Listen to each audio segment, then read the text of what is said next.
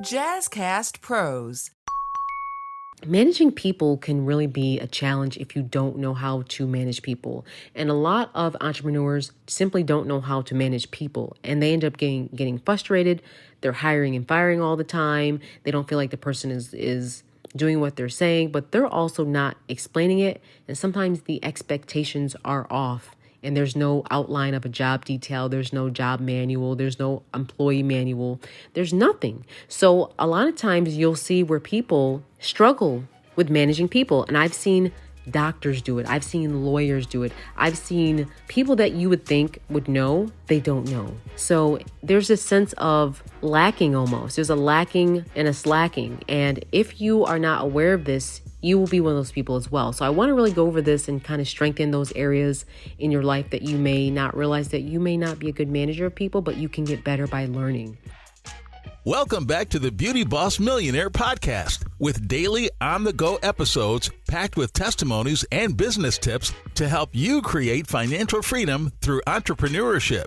Hosted by the owner of Fracassi Lashes and the Blow Dry Lounge, the Beauty Boss Millionaire herself, Felicia Fracassi. Welcome back to Beauty Boss Millionaire. It's Felicia Fracassi. I really want to focus on how to handle employees, how to handle a team, because a lot of times the emotions are involved with people. People are not as simple as they seem.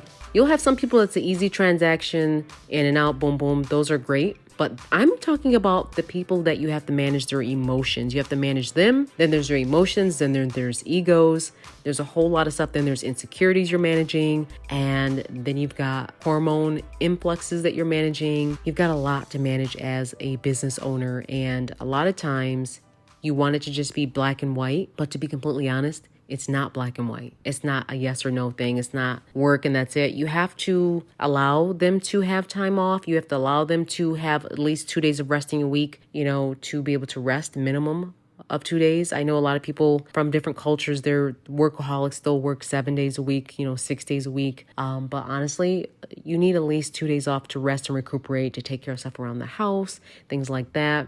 So I always make my employees have 2 days off in a row, or maybe if they don't want to do 2 days off in a row, at least a different day, maybe a Sunday and like a Wednesday or something like that, where they're resting to just alleviate themselves of the stresses that come from the day-to-day mundane stuff. So the first thing I want to talk about is people's emotions. Unfortunately, you're going to have some people that are emotional. Then you'll have some people that are not emotional. They're actually really quiet. And those are the ones that just explode out of nowhere. So you got to watch the quiet ones too. I always say that in life, watch the quiet ones. The quiet ones are the ones that just will explode because they're internalizing so much and they're not saying how they really feel until it's gotten to the point where it's built up and they just blurt it out. And it looks like they're almost attacking everyone and attacking you. But it's not that they're doing that. They're just letting it all out at once versus the person that talks about it and has the emotional issues and says, well, I feel this way, or I feel that way, and I want this to be done. Those people aren't exactly bad. Those are just the people that want to get it off their chest so it doesn't pile up. So don't look at them like they're always, complaining, because they're just outspoken. They're more vocal.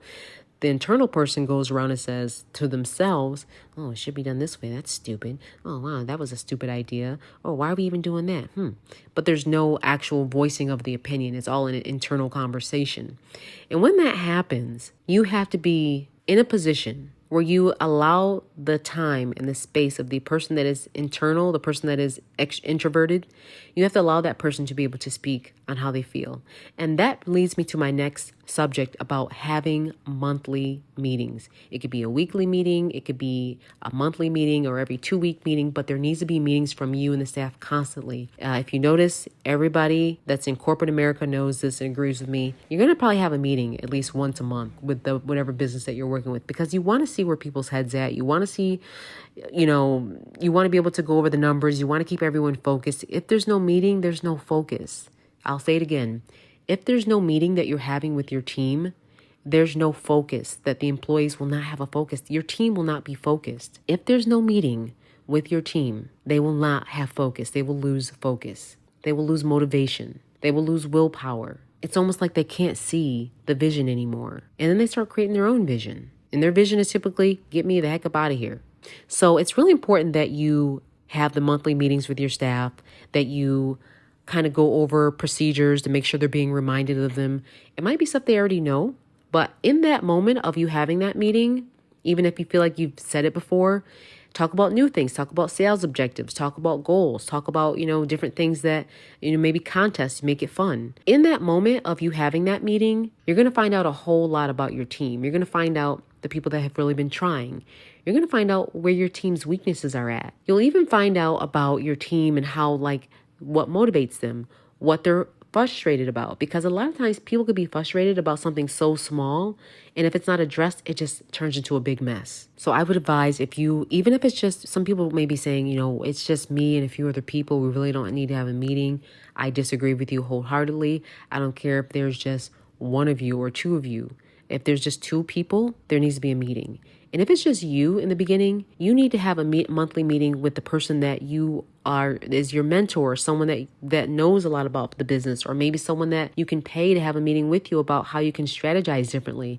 We're talking levels to this. I'm not just a person that thinks one way. I think in all areas. How can you cover yourself? How can you build your brand? How can you strengthen your company? How can you build up? How do you market? How do you get your sales up? How do you take it to the next level? How do you grow it up so high that it's a professional business? A lot of times people can't figure out how to get it off from the mom and pop shop. How do you take it to the next level? How do you take it and make it into a chain? How do you take it to the next level? Well, it requires you having a operating manual, systems and procedures in place that people can follow in case something happens. There should be an outline detail about things, even down to the days off. How many days can they take off so their team is not getting burnt out? It's just you have to detail everything, because you want to make sure that you're covering your company and preparing in case something happens. Everything down to if something happens, someone gets hurt in the store, we need to fill out a form so that people are okay.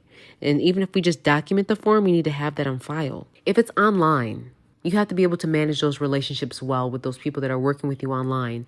That could be a meeting with a phone call virtually. That could be something where you're saying, hey, let's talk about how we're dealing with customers' questions and answer, customer service. How can we figure out how to get to the customer faster if they're having issues before they return the product, before they're upset? How can we follow up with them? Things like that, you should be speaking with your team if it's virtual on how you can assist them virtually, because your team virtually are just as important. Another thing I want to break down is meetings. If you are a really big company, you want to make sure that you're having meetings with your managers first, and then meetings with the floor, the people that are on the floor. It all goes in order of higher up. That's just how it works in any business.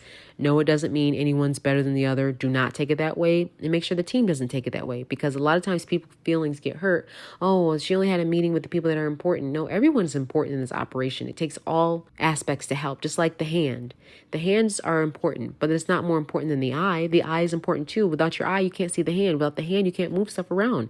And you definitely need the feet, because the feet are important, because that's what keeps you going. So all parts of the body are important to your business. All parts of the body in your business are vital for you to be able to operate. And you need to be having meetings with all parts of them, all departments, all parts, because everyone has to be aligned on the same vision, or else again, the vision won't work. So I hope all of this has helped. I really just wanted to be quick because I want to emphasize that. So I challenge you with a little bit of homework this time. When's the last time you had a meeting with your staff? When's the last time you had a meeting with your company? Are you able to pre-schedule the appointments so everyone knows when they are, and maybe even create a calendar of upcoming staff appointments?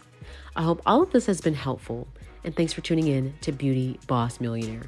That's it for today. Tune in tomorrow for the Beauty Boss Millionaire podcast. And don't forget to follow the Beauty Boss Millionaire, Felicia Fracassi, on Instagram, Facebook, and TikTok at Beauty Boss Millionaire. Also, if these are really helpful, please review, rate, and share, or just send the link to someone who may need this. See you tomorrow.